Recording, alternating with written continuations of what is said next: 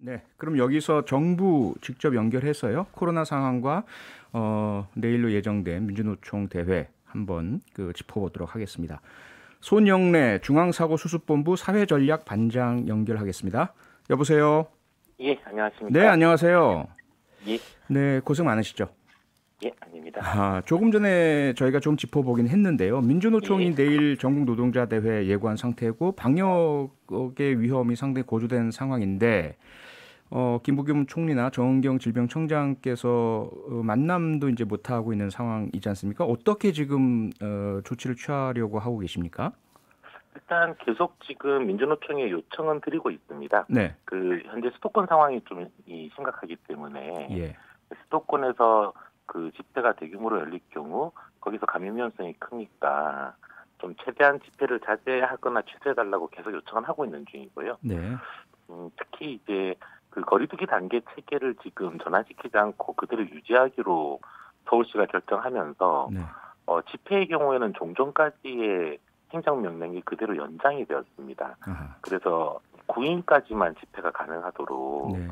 지금 그 조치가 연장이 된 상태라서 네. 현행 신고된 집회 자체가 지금 이 허가된 집회의 범위를 초과하는 상황이니까 집회 자체도 지금 이렇게 되면 불법성을 가지게 돼서 네. 그런 부분들도 좀 같이 좀 설명을 드리고 있는 중입니다. 네. 근데 총리와 질병청장께서 직접 현장에 가셨는데 만나지도 못했다. 사전에 좀 조율을 했었으면 좋았을 텐데 하는 목소리들이 있는데요. 왜 사전 조율이 안 됐죠? 이게 좀 워낙 급격하게 지금 상황들을 계속 변동이 있으니까 아마 그랬던 것 같습니다. 네. 말씀드린 것처럼 사회적 거리두기 체계를 저희가 좀 연기하기로 네. 지자체와 정부가 전체적으로 결정한 게 그저께였고요. 예. 그렇게 되면서 허가 집회들이 다 9인 이하로 좁히지 않으면 네. 이게 승인 집회가 안 되게끔 되는 조치가 바로 그런 해석이 그때부터 발동되기 시작했던 거고 네. 이제 거기에 따라서 좀 집회 자체를 축소해서 하는 게 그냥 좀 취소해달라라고 하는 요청을 하고 있는데 네. 그 요청이 아무래도 시간도 급박하고 그러니까 좀 소통이 원활하지 않았고 예. 그런 부분에서 총리께서 좀 직접 설명을 하고 최대한 협조를 구하겠다라는 자세로 가셨던 것 같습니다. 네. 정부 측에서는 뭐 다른 종교 집회나 다른 정치 집회에도 대단히 강하게 대응을 하셨기 때문에 뭐 사실은 상당히 좀 어려운 입장이실 것 같은데요. 내일 만약에 그대로 강행한다. 그럼 어떤 대응책을 좀 강구하고 계십니까? 일단 최선은 아무튼 집회를 좀 취소해 주시는 게 최선이라고 보고 있는 중이고요. 네.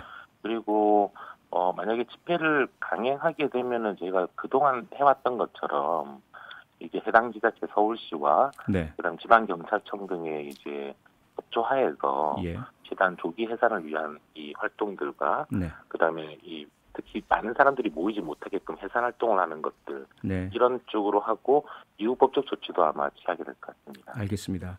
조금 전에 지금 상황 자체가 수도권에서 코로나19 집단 감염과 확산 이 심각한 상태이기 때문에 더더욱 조금 어렵다 말씀을 주셨는데요.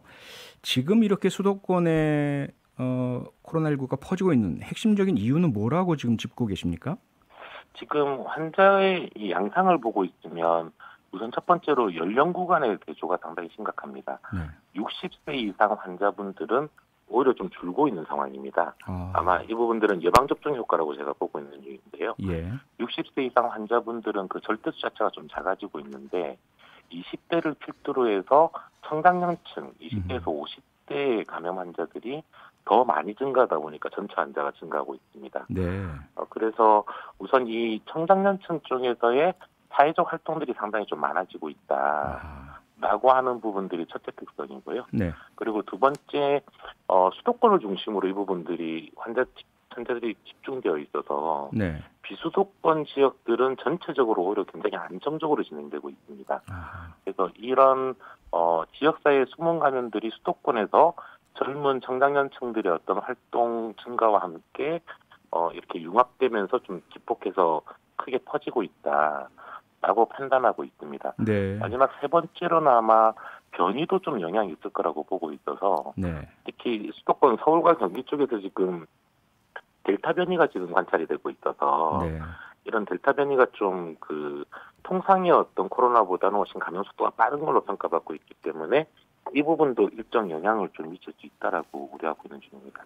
네, 지금 말씀을 좀 요약하자면 여름철이 다가오면서 청장년층 활동이 상당히 활발해졌고요. 그리고 오랜 동안 코로나19로 인해서 위축되어 있다 보니까 조금 더 좀 청장년층이 많이 활동을 하게 되는 시기가 되지 않았나 싶기도 하고 백신 접종 비율이 늘어나면서 좀 긴장도 완화되지 않았나 싶기도 한데요. 예. 그러다 보니까 전문가들은 이 수도권에 바로 3단계 적용을 하자 이런 목소리들이 많습니다. 지금 새로운 사회적 거리두기 체계에 의하면 수도권은 이제 오늘부터 3단계 기준에 들어가기 시작했습니다. 네. 따라서 아까 설명을 하셨듯이 예. 저희가 새로운 거리두기 체계 3단계로 가는 것도 한 방법이 될 거라고 보고 있고, 네.